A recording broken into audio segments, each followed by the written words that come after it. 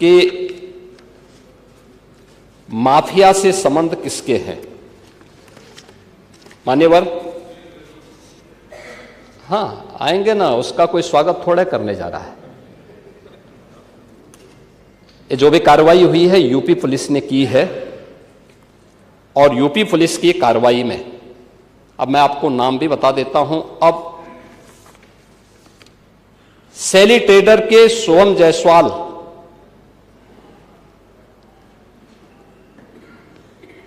का प्रदेश सचिव समाजवादी युवजन सभा और कैंट वाराणसी से समाजवादी पार्टी के उम्मीदवार अमित यादव से व्यापारिक साझेदार है। यानी जो ये इसका जो यूपी का जो सबसे बड़ा स्टॉकिस्ट है वह शुभम जायसवाल है, और वह व्यापारिक साझेदार है अमित यादव का, जो वाराणसी से समाजवादी पार्टी का प्रत्याशी रहा है। अमित यादव क्या आपका प्रत्याशी नहीं था कैंट वाराणसी से? था, याद कर लीजिए। अरे था, इस समय चुनाव थोड़े हो रहे हैं, मैं बता रहा हूं भाई। अमित यादव की फर्म का नाम इसमें, अभी बात सुनो, चलिए, पूरी बात प्रत्याशी नहीं है, मैं कह रहा हूं प्रत्याशी नहीं है, लेकिन ये अमित यादव की फोटो अखिलेश यादव के साथ तो है ना, ये तो है ना,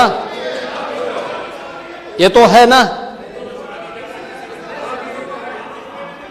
नहीं, मेरे साथ है तो मैं इस सदन का सदस्य हूं,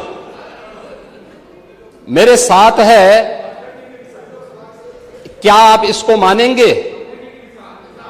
क्या इसका मतलब मेरे साथ है तो इसका मतलब एक अखिलेश यादव उस मामले में इन लोगों को बचाव नहीं कर रहे हैं? इसीलिए मैं कह रहा हूं ये फोटोग्राफ्स इस बात को बताता है। अरे सुनिए, ये फोटोग्राफ्स इस बात को बताता है, ये फोटोग्राफ्स इस बात को बताता है बैठे कि अमित यादव समाजवादी पार्टी के युवजन सभा से जुड़ा हुआ है, आपका पदाधिकारी है, और आप इसको डिनाई नहीं कर सकते। अरे हर बात का जवाब डायरेक्ट थोड़ी देते हैं। जब आप बोल रहे थे तो इधर से कोई बोला, जब आप लोग बोल रहे थे तो इधर से कोई बोला, तो हम लोग आप जब बोल रहे थे कोई बोला नहीं, प्लीज नहीं। माननीय अध्यक्ष जी, जब आप ये लोग बोल रहे थे, जब आप बोल रहे थे इधर से कोई भी नहीं बोला ना। दूसरा, सुनिए उसको, एक मिनट महोदय, दूसरा कुछ भी बोलेंगे तो वो नहीं। मिलिंद यादव, सुन लीजिए भाई, सच हमेशा कड़वा होता है। देखिए, सच कड़वा होता है, आप सच को सुनने के आदी नहीं हैं, यह हम भी जानते हैं। इसीलिए कप सिरप की इलीगल डाइवर्जन और उसके अवैध तस्करी में आपसे जुड़े हुए नेता लिप्त हैं। कार्रवाई कर रहे हैं ना? अरे करेंगे ना, आपसे पूछ के नहीं हमारी कार्रवाई हो रही है। हमारी कार्रवाई का आधार उत्तर प्रदेश की जनता जनार्दन है, और उत्तर प्रदेश सरकार उसी आधार पर अपनी कार्रवाई को आगे बढ़ा रही है। दूसरा मिलिंद यादव, जो शुभम जायसवाल का ही व्यापारिक साझेदार है, मिलिंद यादव के फोन नंबर सैली ट्रेडर के ड्रग लाइसेंस और जीएसटी रजिस्ट्रेशन में अंकित हैं। नोट करिए, अमित यादव, अरे सुन तो लो पहले। अरे करेंगे, कार्रवाई करने के लिए हमें आपसे थोड़े पूछना है भैया। टोकी नहीं होना चाहिए अध्यक्ष जी। अरे करेंगे कार्रवाई, बोलने तो दो, पूरी बात आने दो। अमित यादव, अमित यादव और मिलिंद यादव के खातों से शुभम जायसवाल और उसकी पत्नी के खातों से लेन देन भी आए हैं। इलीगल ट्रांजैक्शन के मामले भी सामने आए हैं। इसके अतिरिक्त ये कौन लोग हैं, आप इसको भी डिनाई करिए। मनोज यादव, राजीव यादव, मुकेश यादव, ये भी फर्जी फर्म और लाइसेंस बनाकर के इनके द्वारा भी इस पूरे मामले में इलीगल डाइवर्जन में ये लोग भी लिप्त हैं। प्रदेश सचिव समाजवादी युवजन सभा अमित यादव, सुनिए पहले भाई, सुन तो लीजिए, फिर वही सच्चाई फिर आपको कड़वी लगने लग जाएगी। अरे सुन तो लो पहले। अरे टोका टोकी बैठिए। यह अभी आप लोग भी आपका बहुत सारे ये पदाधिकारी बोल तो कोई नहीं बोला ना। बैठिए अभी हाल ही में सुनिए सुनिए। यही अमित यादव दुबई की यात्रा भी किया है 24 में। दुबई की यात्रा ये सोहम जायसवाल के ही उससे गया है और ये उसी की यात्रा में वहां पे गया है। अभी मैं उस पे भी आ रहा हूं। विभोर राणा को लाइसेंस समाजवादी पार्टी ने जारी किया था।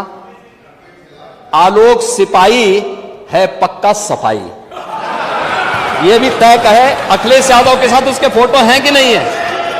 हैं कि नहीं है? हमने बर्खास्त किया है।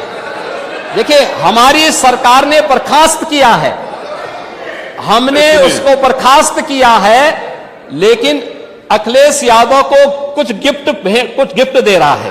ये फोटो भी जारी हुई थी ना, ये फोटो भी आपने देखी होगी। इसके अलावा अरे सुनो भाई, इसके अलावा और कुछ आपको सुनना है तो हम आपको और भी चीजें दे देते हैं।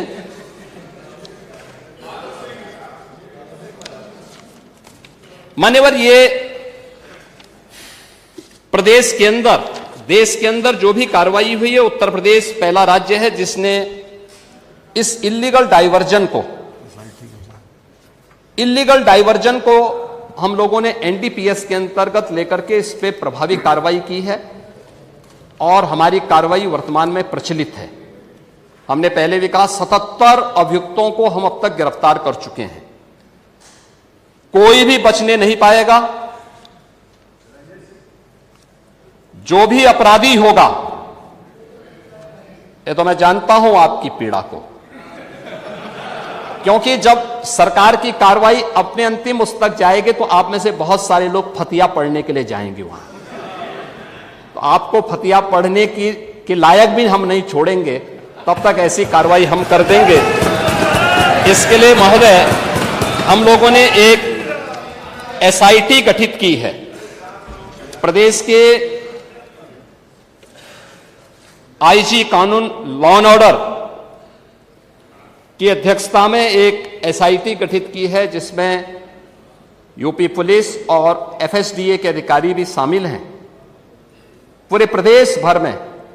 और इसमें कार्रवाई हमारी निरंतर चल रही है और जो भी इसमें दोषी होगा, इसमें हमें इस कार्रवाई करने में कोई संकोच नहीं होगा। अब तक हमने कार्रवाई भी की है और माफिया के खिलाफ कार्रवाई कैसे होती है, मुझे लगता है समाजवादी पार्टी से अच्छा कोई दूसरा उसका जो है जानकार नहीं होगा। समाजवादी पार्टी तो उसके बारे में बहुत अच्छी तरह पहले से परिचित है कि कैसे माफिया के खिलाफ कार्रवाई होनी चाहिए, और समाजवादी पार्टी की तड़पड़ाहट वह हम उसके माध्यम से समझ सकते हैं। और मैं इस सदन को इस बात के लिए आश्वस्त करता हूं कि इस मामले में जो भी अपराधी होगा, उस अपराधी के खिलाफ जितनी सख्त कार्रवाई होगी, उत्तर प्रदेश सरकार उतनी सख्त कार्रवाई करेगी। लेकिन मैं समाजवादी पार्टी से इस बारे में जरूर कहूंगा कि वह गुमराह करना छोड़े। उत्तर प्रदेश के अंदर कोई भी इससे संबंधित मौत के प्रकरण सामने अभी तक नहीं आए हैं और इस पे कार्रवाई हमारी सरकार ने किया है। आपकी सरकार ने उन्हें लाइसेंस दिया था, उनके इल्लीगल गतिविधियों को आगे बढ़ाने के लिए समाजवादी पार्टी की सरकार ने 2012 से 16 के बीच में सारे इल्लीगल कार्यों को आगे बढ़ाया था। मैंने श्री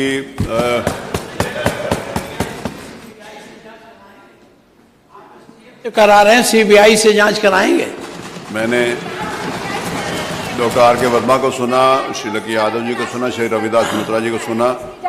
माननीय मुख्यमंत्री जी ने उसका पूरा तरीके से जवाब दिया है। नियम 56 के अंतर्गत नहीं आता, इसको मैं कराया नियम 103 के अंतर्गत निम्नलिखित प्रस्ताव प्रस्तुत किया जाना है, उसके ऊपर चर्चा जारी रहेगी। ये सदन प्रस्ताव करता है कि 7 नवंबर 1875 को अक्षय नवमी के दिन बंकिमचंद्र चटर्जी ने वंदे मातरम गीत की रचना की थी। वर्ष 2025 में भारत के ऐतिहासिक गौरवशाली राष्ट्रीय गीत वंदे मातरम के 150 वर्ष पूरे हुए। ये गीत पहली बार साहित्यिक पत्रिका बंग दर्शन में उसके उपन्यास आनंद मठ में के एक भाग के रूप में प्रकाशित हुआ था। के समय के साथ वंदे मातरम स्वतंत्रता संग्राम सेनानियों के लिए एक आध्यात्मिक शक्ति, मातृभूमि के प्रति समर्पण और विदेशी शक्ति के खिलाफ प्रेरणा का एक चित्रण बन गया तथा इसने गहरी देशभक्ति की भावनाओं को जन्म दिया। स्वदेशी आंदोलन जैसे पहलों ने इसे स्वतंत्रता आंदोलन के केंद्रीय नारे के रूप में बनाने में महत्वपूर्ण भूमिका निभाई। अंग्रेज सरकार के विरोध में होने वाली बैठकों और सभाओं के दौरान वंदे मातरम का पाठ किया जाता था। अरविंदो घोष जैसे दार्शनिकों का मानना है कि वंदे मातरम का आशीर्वाद भारत के स्वतंत्र भारत सेनानियों के लिए दिव्य शक्ति है। 1905 में वंदे मातरम बंगाल के विभाजन के खिलाफ विरोध प्रदर्शन एक महत्वपूर्ण हिस्सा है। कर्नाटक के गुलबर्ग में वंदे मातरम आंदोलन और हैदराबाद कर्नाटक स्वतंत्रता संग्राम के इतिहास में एक महत्वपूर्ण क्षण कहा जाता है। 24 जनवरी 1950 को संविधान सभा में जनगण मन को राष्ट्रगान और वंदे मातरम को राष्ट्रगीत के रूप में अपनाया गया। दिनांक 7 नवंबर 2025 को इस गीत के 150 वर्ष पूरे हुए।